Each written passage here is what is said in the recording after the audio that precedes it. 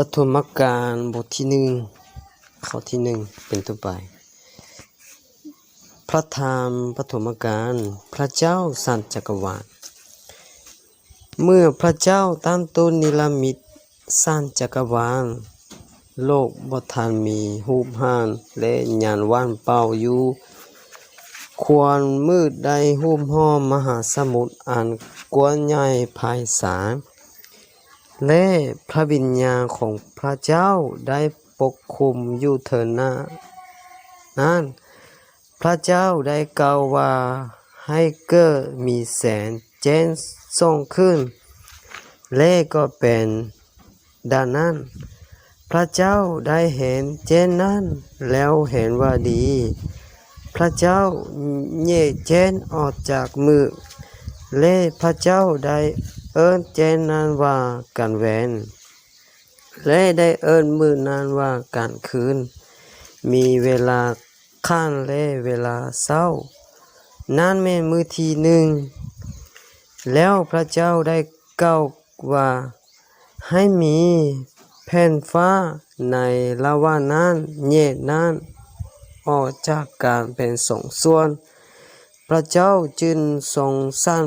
แผ่นฟ้าและแยกนั้นออกจากกันคือน้ำที่อยู่เทินแผ่นฟ้าและน้ำที่อยู่ลุ่มแผ่นฟ้าและก็เป็นดังนั้น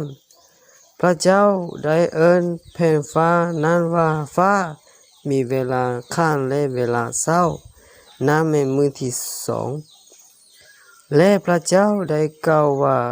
ให้น้ำที่อยู่ลุ่มท้องฟ้ามาห่มกันอยู่บ่อนเดียวเพื่อพื้นดินแห้งจะได้ปรากฏขึ้นและก็เป็นดังนั้นพระเจ้าได้เอิ้นบ่อนแห่งนั้นว่าแผ่นดินโลกและบ่อนที่นั้นมาห่มกันนั้นว่าทะเลพระเจ้าได้เห็นว่าสิ่งนั้นดีแล้วพระเจ้าได้กล่าวว่าให้แผ่นดินเกิดพืชทุกชนิดทันเหนียวเป็นเม็ดและเหนียวเป็นมากตามชนิดของมันและก็เป็นดังนั้นฉะนั้นพืชทุกชนิดจึงเกิดขึ้นตามชนิดของมันพระเจ้าได้เห็นว่าสิ่งนั้นดีมีเวลาค่ำและเวลาเช้านั่นเป็นมื้อที่สามและพระเจ้าได้กล่าวว่าให้มีดวงแจ้งในท้องฟ้าแยกกันแว้นจากกลางคืนและให้เป็นเครื่องหมายกำหนดเวลาของมื้อปีและฤดูกาลให้ดวงแจ้งแห่งจักรวาลนั้นส่องแสงลงมาเทินแผ่นดินโลกและก็เป็นดังนั้นฉะนั้นพระเจ้าจึงสร้างดวงแจ้งใหญ่สองดวงคือดวงตาแหวนและเพื่อครอบครองการแหวนและดวงจันทร์เพื่อครอบครองกลางคืนพระองค์ยังสร้างดวงดาวอื่นๆอีกพระเจ้าได้กำหนดตำแหน่งดวงแจ้งทั้งหลายไว้ในจักรวาลให้ส่องแสงลงมาสู่โลกเพื่อครอบครองการแหวนกับการคืนและแยกแจ้งจากมือและพระเจ้าได้เห็นว่าสิ่งนั้นดีมีเวลาค่ำและเวลาเช้านั่นเป็นมื้อที่สี่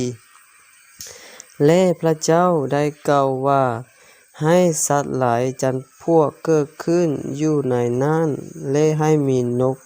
บินไปมาในท้องฟ้าอากาศด้านนั้นพระเจ้าจึงได้นิรมิตสร้างสัตว์ทะเลขนาดใหญ่พร้อมกับบรรดาสัตว์น้ำที่มีชีวิตเคลื่อนไหวไปตามชนิดของมันเกิดขึ้นอย่างบริบูรณ์ในนั้นนกทุกประเภทตามชนิดของมันและพระเจ้าได้เห็นว่าสิ่งนั้นดีพระเจ้าได้อวยพรสัตว์เหล่านั้นให้พากันเพศภัยขยายพันธุ์ทวีคูณไหลขึ้นอยู่เต็มน้ำทะเลและทานให้มีฝูงนกเพศภัยขยายพันธุ์ทวีคูณไหลขึ้นอยู่เต็มแผ่นดินโลก มีเวลาข้านและเวลาเศร้านั้นเป็นมื้อที่ห้าและพระเจ้าได้กล่าวว่าให้มีสัตว์จำพวกต่างๆคือสัตว์บ้านสัตว์ป่าและสัตว์ยานใหญ่เลื้อยคลานเกิดขึ้นทั่วแผ่นดินโลกและก็เป็นดังนั้นฉะนั้นพระเจ้าจึงได้สร้างสัตว์ป่าตามชนิดของมันสัตว์บ้านตามชนิดของมันและสัตว์ยานใหญ่เลื้อยคลานตามชนิดของมันและพระเจ้าได้เห็นว่าสิ่งนั้นดีแล้วพระเจ้าได้กล่าวว่าบัดนี้เฮาจะสร้างมนุษย์ให้มีรูปลักษณะคือเฮาตามแบบอย่างของเฮาเขาจะมีอำนาจเหนือปลานกสัตว์ทั้งหมดบ่ว่าสัตว์เลี้ยงหรือสัตว์ป่าสัตว์ใหญ่หรือสัตว์น้อยก็ดีดังนั้นพระเจ้าจึงได้นิรมิตสร้างมนุษย์ให้มีรูปลักษณะของพระองค์ตามลักษณะของพระเจ้าพระเจ้าได้นิรมิตสร้างพวกเขาให้เป็นชายและหญิงพระเจ้าได้อวยพรพวกเขาและพระเจ้าได้กล่าวแก่พวกเขาว่าจงมีลูกหลานให้แพร่ภายขยายทวีคนหลายขึ้น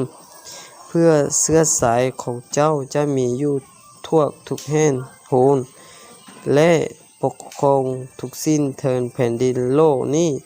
เฮาให้เจ้ามีอำนาจเหนือปลานกและสัตว์ป่าทุกชนิดพระเจ้าได้กล่าวว่าเฮาให้พืชเป็นเม็ดและมากไม้ทุกชนิดแก่เจ้าเป็นอาหารแต่สำหรับสัตว์ป่าและนกทุกชนิดนั้นเฮาให้หญ้ากับพืช